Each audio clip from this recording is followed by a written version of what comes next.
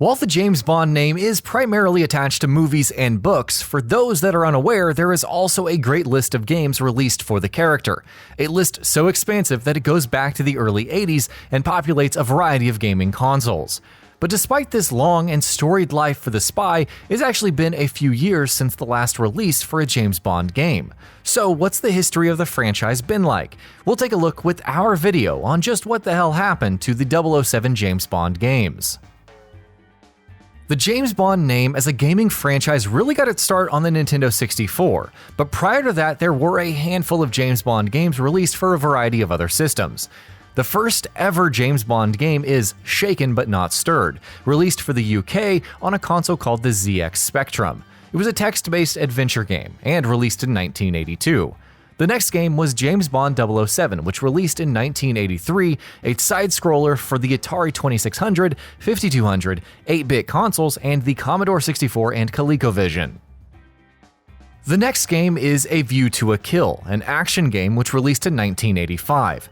Also releasing in the same year is the similarly named James Bond A View to a Kill, a text-based adventure game releasing in line with the A View to a Kill movie that released in the same year.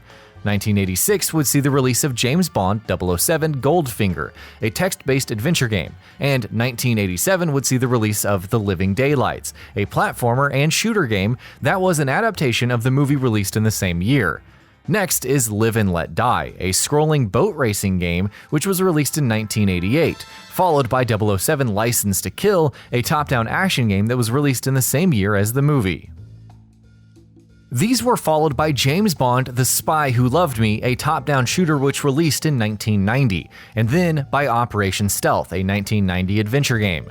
The James Bond name made its debut on Nintendo consoles with James Bond Jr. in 1991, releasing for the NES and Super Nintendo, and featuring an animated art style that may seem unfamiliar to some for how cartoony it appears. This would be followed by a debut on Sega consoles with James Bond 007 The Duel in 1993 for the Sega Genesis, Master System, and Game Gear. Tiger Electronics would make two different GoldenEye games of their own that released between 1995 and 1998. These would all predate Rare's 1997 James Bond release, GoldenEye 007, a first-person shooter. It sold incredibly well, over 8 million copies worldwide, and remains the third best-selling Nintendo 64 game in its lifetime. It is noteworthy for helping the FPS genre make a home for itself on the consoles. The main scenario is designed around completing a series of missions, with objectives to complete in each mission, all the while incorporating stealth-based gameplay and having access to a variety of gadgets. The game also featured split-screen multiplayer gameplay. GoldenEye 007 was followed up by James Bond 007 for the Game Boy, which released in 1998. It was a top-down action game featuring an original story and including a handful of minigames. Next for the franchise is 1999's Tomorrow Never Dies for the PlayStation, based on the movie of the same name which was released in 1997. It marked the beginning of a period for the James Bond game franchise wherein the IP was owned by Electronic Arts. It sold 300,000 copies in the UK. The new millennium would see The World Is Not Enough releasing for both the Nintendo 64 and PlayStation, both of which were 3D first-person shooters though developed by separate companies, with the Nintendo 64 version developed by Eurocom generally being regarded as superior due to its multiplayer mode, frame rate, and graphics, which could be enhanced by an expansion pack, and level design. The PlayStation version was developed by Black Arts Entertainment, which was the studio behind Tomorrow Never Dies, the previous release. Next to GoldenEye 007, the N64 version of The World Is Not Enough is one of the more popular James Bond titles, a million seller and one of the top 50 best-selling Nintendo 64 games of all time. Releasing later in the same year is 007 Racing for the PlayStation, a single-player and multiplayer racing game featuring a cast of characters and vehicles from the James Bond film canon, all the while featuring an original story. The next year would see another The World Is Not Enough title released for the Game Boy Color, developed by 2N Productions as a 2D top-down game that featured a password system, unlike the other two 3D first-person shooter titles. Later in the year 2001, we would see the release of James Bond 007 Agent Under Fire, developed by Electronic Arts and released for the PlayStation 2, GameCube, and the Xbox, marking the transition to a new generation of home consoles. It features an original story as opposed to being based on a movie.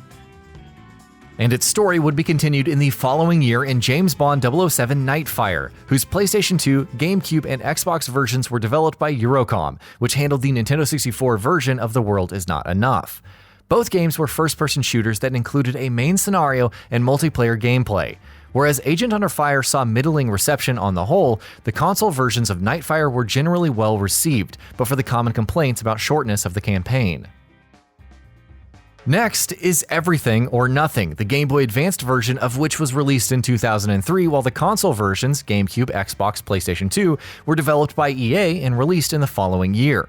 It's an objective-based third-person shooter game that features both single-player and multiplayer gameplay.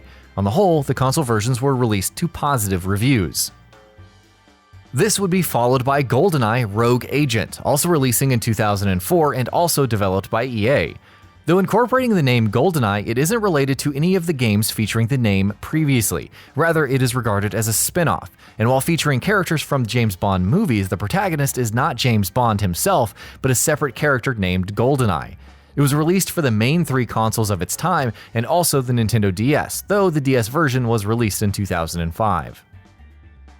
2005 would also see the release of James Bond 007 From Russia with Love, a third-person shooter based on the same titled novel and movie.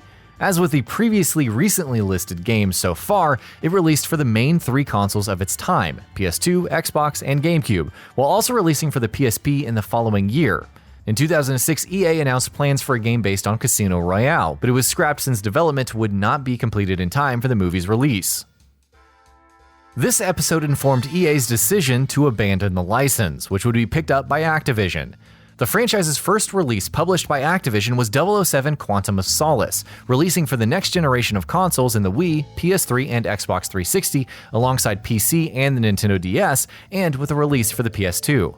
The game is based on both Casino Royale and Quantum of Solace. In 2010, Eurocom would return to the franchise to develop a remake of the Nintendo 64 classic GoldenEye Double-Oh-Seven for the Wii, and also releasing on the Nintendo DS. It would be remastered and re-released for the Xbox 360 and the PS3 in the following year as GoldenEye 007 Reloaded. 2010 would also see the release of 007 Bloodstone, a third-person shooter game with an original story that released on PS3, PC, Nintendo DS, and the Xbox 360. Eurocom would again work on the James Bond franchise with 2012's 007 Legends, which released for PS3, Xbox 360, and then on Steam, and later for the Wii U. The game is meant to coincide with the broader James Bond franchise's 50th anniversary, with its main scenario campaign featuring a mission based on a movie from each of James Bond's representative actors, including a DLC mission for Daniel Craig's James Bond in the movie Skyfall. This marks the last James Bond game to date, and in 2013 it would be later revealed by Activision that they were to relinquish their James Bond game license. It also puts the future of the franchise up in the air. A couple of studios, including Telltale Games, have expressed interest in working on a James Bond game. However, Telltale Games' end and trials in seeing through the completion of its Walking Dead games are well known. Meanwhile, Curve Digital has expressed interest in acquiring the license for a James Bond game, with currently quite the catalog of published games to their name.